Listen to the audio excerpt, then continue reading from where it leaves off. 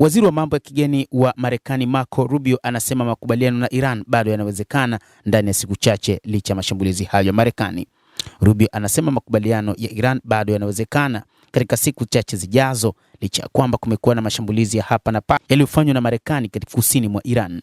Waziri huyo wa mambo ya kigeni alisema mlango bahari wa Hormuz ulizuiliwa utafunguliwa tena kwa njia moja ama nyingine. Hii ni kwa mujibu wa shirika la habari la Reuters. Nadhani ni mazungumzo mengi yanaendelea juu ya lugha maalum katika hati ya kwanza, kwa hivyo itachukua siku chache. Waziri huyo wa mambo ya kigeni siku ya leo Jumanne amesema kwamba makubaliano na Iran bado yanawezekana licha mashambulizi mapya Marekani ambayo yanatilia shaka usitishaji wa udhaifu wa mapigano.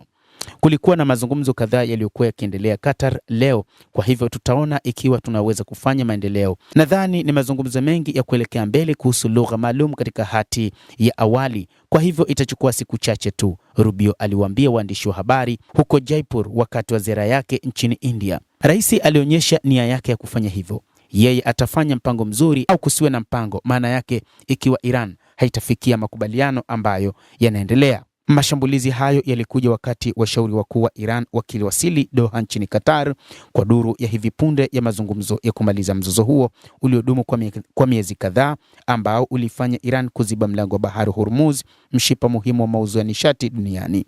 Waziri wa mambo ya kigeni Abbas Araghchi kutoka nchini Iran, lakini na mpatanishi mkuu spika wa bunge la Iran Mohammad Bagher Ghalibaf walielekea huko Doha nchini Qatar kukutana na baadhi ya viongozi nchini humo kama sehemu ya upatanishi wa kuhakikisha kwamba vita hivyo vinaisha.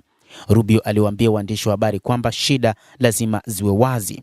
Watakuwa wazi kwa njia moja ama nyingine, kwa hivyo wanahitaji kuwa wazi. Kinachofanyika huko ni kinyume cha sheria, ni kinyume cha sheria, hakikubaliki kwa ulimwengu, hakikubaliki, alisisitiza Marco Rubio. Hata hivyo, Marco Rubio hakueleza juu ya kwa nini walishambulia Iran kwa mara nyingine tena. Mujibu wa kamandi kuu ya jeshi la Marekani CENTCOM imesema katika taarifa kwamba mashambulizi hayo yalifanywa kwa lengo la kujilinda na yalikusudiwa kulinda wanajeshi wa Marekani dhidi ya vitisho vinavyotokana na vikosi vya Iran. Hata hivyo, Tim Hawkins, kapteni wa jeshi la Marekani CENTCOM, lakini pia msemaji, alisema jeshi la Marekani liendelea kulinda vikosi vyake huku likionyesha kujizuia wakati wa kipindi cha usitishaji wa mapigano kinachoendelea.